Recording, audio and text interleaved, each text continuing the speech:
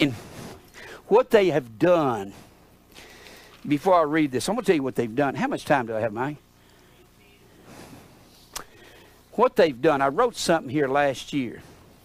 They've simply changed the name of Saturnalia and put it under a new name, and in the last 100 years they've tried to clean it up. Haven't they? And call it something else. But it's myth. It's what it is. When Paul spoke of fables, he was talking of, the word is mythos, it means myth. Christ's Mass is a myth. And God destroyed Israel for being involved in that Baal worship. What do you think he's going to do to America? And it's not just the holiday at the end of the year. It's the God of self that man serves all year long. It's the God of covetousness, the God of the tree. Covetousness is idolatry, and covetousness, pleonectes, means to want more. That's all it is. Is that all I get? Here's what they've done. I wrote this several years ago, and I read it every year. Changing the name of something in order to make it look innocent is attempting to justify oneself in your sin. Bathe and dress up a pig. Put a bow on it. Call it a puppy dog, and what do you have? A pig with a bow and a ribbon. That's what you've got. Put on a mask, rob a bank, and then go change into tights. And when you get caught, say, I'm a ballet dancer. What are you? A bank robber. When you get caught in any sin, just change the name of the sin and let yourself off the hook. Call running around on your wife missionary work. And she will believe you because you changed the name and carried your Bible with you, won't she?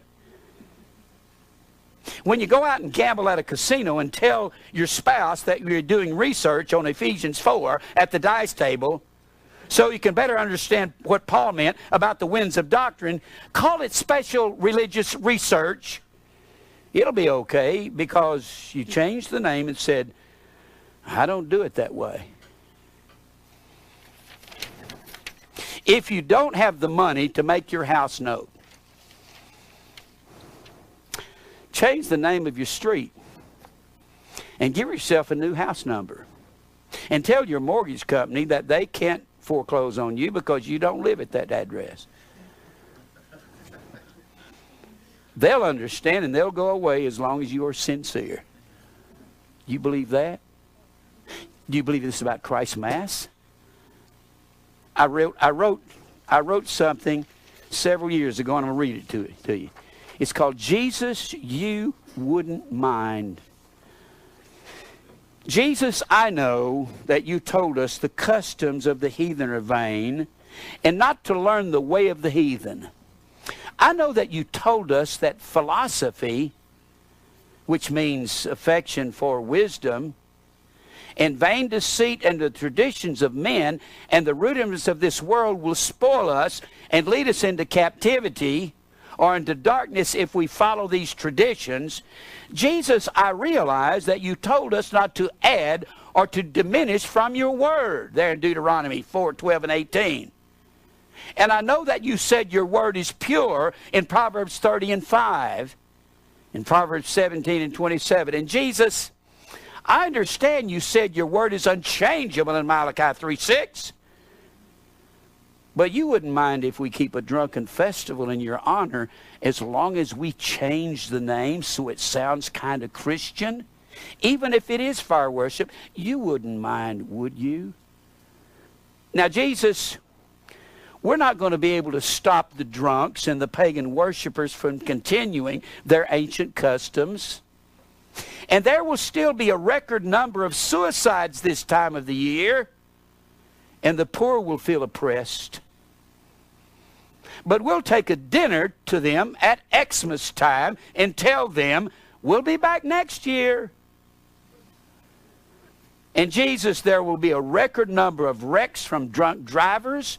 The liquor stores will be thrilled to see the season come, and Playboy puts out a special Christmas edition. You'll like that, won't you, Jesus? Adultery will run rampant as husbands and wives abandon their vows at parties. And you'll be real happy when you hear my idea, Jesus. We've gone back into history and found fire worshipers of the ancient world who had a festival that started on December the 17th till December the 25th, the birthday of their fire god Mithra. And they worship pagan gods. Jesus, here's my idea. We're going to take this drunken festival they call the Festival of Saturn or the Saturnalia, and we're going to put your name on it. And we'll call it Christ's Mass, but we'll drop the S to disguise it, okay? They offered their children in the fire and ate them, but I assure you, Jesus, that even though most of the world will be celebrating this festival the same way they've done thousands of years before you were born, I want you to believe me when I tell you, we won't do it that way. And when they ask us why we're dragging the church into doing something so evil, I'll tell them, we don't do it that way. We're using paganism to glorify God. Jesus, doesn't that make you happy? You don't mind, do you? After all, preachers say it's okay as long as we use this pagan festival to spread the gospel. If they say it, you won't mind, will you? I promise you, Jesus. We're not going to keep the customs like the heathen, like they keep them. We're going to keep them different. You won't mind if we do this, will you, Jesus?